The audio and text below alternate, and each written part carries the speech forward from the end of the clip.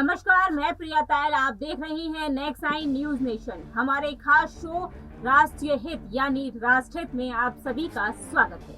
देश में बढ़ती जिहादी घटनाएं, वंदे मातरम बोलने पर होती बहस, जन गण मन पर होती चर्चा, भारत माँ की जय बोलने में परेशानी होना, स्कूल में हफ्ते की छुट्टी रविवार की जगह शुक्रवार को होती है, और अब राष्ट्रीय प्रतीक का अपमान करना। कब तक भारत देश ये अपमान सहता रहेगा? कब तक एक समुदाय भारत के संवैधानिक मान्यताओं का अपमान करता रहेगा? ऐसे में एक सवाल है जो पूछे जाने लगा है कि क्या भारत में रह रहे मुस्लिम अब भारत में नहीं रहना चाहते हैं? देखिए इस पर हमारी एक खास रिपोर्ट। देश भर के अलग अलग हिस्सों से आ रहे लव जिहाद के मामलों में बड़ी मुसीबत खड़ी कर रखी है। हैरान की बात यह है कि लव जिहाद के ज्यादातर मामलों को साजिश के तहत अंजाम दिया जाता है। कई मामलों में सामने आ रहा है कि मुस्लिम शख्स अपना असली नाम छुपाकर गैर धर्म की युवती के साथ शादी कर रहे हैं। इतना ही नहीं, सच्चाई सामने आने के बाद हिंदू लड़कियों को धर्म बदलने के लिए मजबूर किया जा रहा है और उनके साथ अत्याचार की सभी हदें पार करने के साथ साथ कई मामलों में हिंदू लड़कियों की हत्या भी कर दी गई।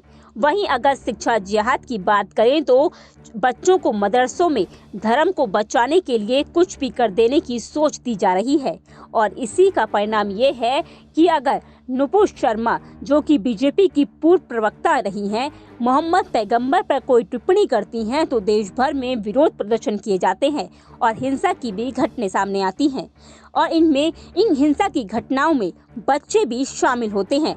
साथ ही उदयपुर में जिसने नुपुर शर्मा का समर्थन किया तो 2 लोगों ने उसकी गला काट कर हत्या कर दी। ऐसी घटनाओं के बाद देश में एक आवाज उठती है कि आरोपियों को फांसी दी जाए, लेकिन ऐसा नहीं होता है। इसकी क्या वजह है? आखिर क्यों भारत देश में आरोपियों को फांसी नहीं दी जाती? इस पर वकील अश्वनी उपाध्याय ने बताया है। लोग मुख्यमंत्री नेता, क्योंकि अभी हमारा देश सेकुलर मुल्क है, अभी कोई हिंदू राष्ट्रवाद नहीं है, और ये जो राष्ट्रीय गान ये तो है नहीं। हमारा राष्ट्रीय गान जनगणना मन अधिनायक जय है, इस वजह से मैं खड़ा नहीं हुआ। तो यहाँ पे मुख्यमंत्री देखिए विधायक के साथ आप खड़े नहीं हुए थे, क्यों खड़े नहीं हुए? इसलिए कि राष्ट्रीय गान उसको मना नहीं गया। तो क्यों? आपके थे ना, क्यों नहीं? शुरू से जनगण मन अधिनायक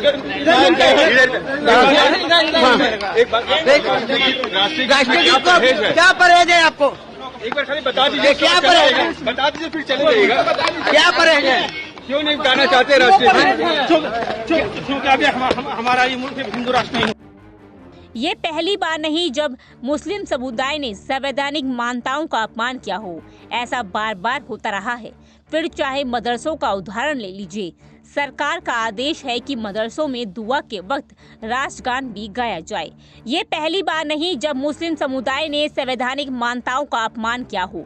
ऐसा बार बार होता रहा है।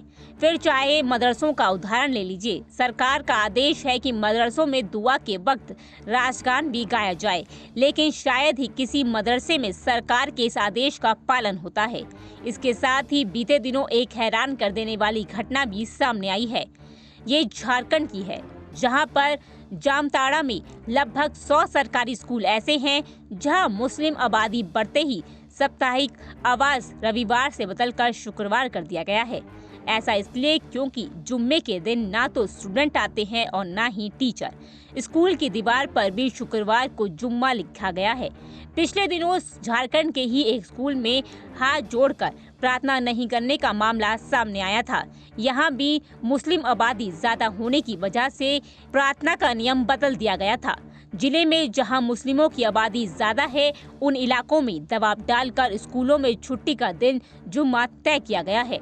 इतना ही नहीं, स्कूलों के नाम के आगे उर्दू शब्द भी लिखा गया है। खंड के 100 से ज्यादा स्कूलों में फ्राइडे के दिन छुट्टी होती है, संडे के दिन स्कूल खुला रहता है। मतलब जुमा के दिन, शुक्रवार को जुमा की नमाज पढ़ना होता है, इसलिए छुट्टी हो जाती है, और संडे के दिन स्कूल खुलता है। ऐसी खबर बंगाल के बारे में भी आ चुकी है, ऐसी खबर केरल के बारे में भी आ चुकी है, ऐसी खबर देश के कई जिलों से आ चुकी है। कश्मीर में तो होता ही था, ये काम पहले कश्मीर में होता था कि फ्राइडे को स्कूल छुट्टी रहती थी, संडे को स्कूल खुलता था।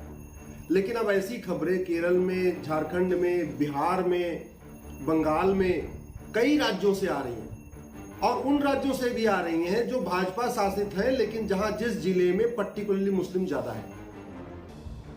हम आजादी की 75वीं वर्षगांठ मना रहे हैं। 75 साल पहले विभाजन हुआ था, क्या कह के कि भाई मुस्लिम हिंदू एक साथ नहीं रह सकते, इसलिए मुस्लिम्स को अलग देश चाहिए। जहां हिंदू रहते हैं वो पवित्र स्थान नहीं होता, उनको पाकिस्तान चाहिए। पाकिस्तान का मतलब पाकिस्तान, पवित्र स्थान चाहिए। मुस्लिम्स ने अपना एक अलग से पूरा देश ले लिया। ये कहते हैं हमें हिंदू के साथ नहीं रहना। अब हिंदू के साथ जो रह रहे हैं उनको भी हिंदू के साथ नहीं रहना, उनको हिंदू के साथ मिलके नहीं रहना, उनको फ्राइडे की छुट्टी चाहिए। वो वंदे मातरम पे खड़े नहीं हो रहे, जनगण मन गा नहीं रहे, प्रार्थना करते समय हाथ नहीं जोड़ रहे, भारत माता की जय भी हराम है। इसका कोई समाज। इसके साथ ही लव जिहाद की घटनाएं भी देश में लगातार बढ़ रही हैं। लव जिहाद के ज्यादातर मामलों को साजिश के तहत अंजाम दिया जाता है। कई मामलों में सामने आया है कि मुस्लिम शख्स अपना असली नाम छिपाकर गैर धर्म की युक्ति के साथ शादी कर रहे हैं। इतना ही नहीं, सच्चाई सामने आने के बाद हिंदू लड़कियों को धर्म बदलने के लिए मजबूर किया जा रहा है और उनके साथ अत्याचार की सभी हदें पार करने के साथ साथ कई मामलों में हिंदू लड़कियों की हत्या कर देते हैं। जिहाद के साथ साथ देश में राष्ट्रीय प्रतीकों और संवैधानिक मान्यताओं का अपमान भी किया जा रहा है। मुस्लिम समुदाय के लोग भारत के कई कानून मानना नहीं चाहते, भारत माता की जय या जय हिंद बोलना नहीं चाहते। कई ऐसी तस्वीरें सामने आती हैं जिसमें मुस्लिम लोगों पर भारत माता की जय जय हिंद बोलने को कहा गया तो चुप्पी साध ली। ऐसे में सवाल ये है कि देश में कब तक एक समुदाय अपनी मनमानी करता रहेगा, कब कानून की अनदेखी की जाएगी और कब तक राष्ट्रीय प्रतीकों और संवैधानिक मान्यताओं का अपमान होता रहेगा। Bureau report, next 9 news nation. देश में जिस तरीके से जिहाद बढ़ रहा है और एक समुदाय लगातार राष्ट्रीय प्रतीकों और संवैधानिक मान्यताओं का अपमान करते हुए देखा जाता है, ऐसे में वो दिन दूर नहीं जब भारत में गृह युद्ध शुरू हो जाएगा। आप क्या सोचते हैं इस मुद्दे पर? कमेंट करके जरूर बताएं। फिलहाल इस रिपोर्ट में इतना ही। देश और दुनिया की बाकी बड़ी खबर देखने के लिए जुड़े रहिए नेक्स्ट 9 न्यूज नेशन के साथ।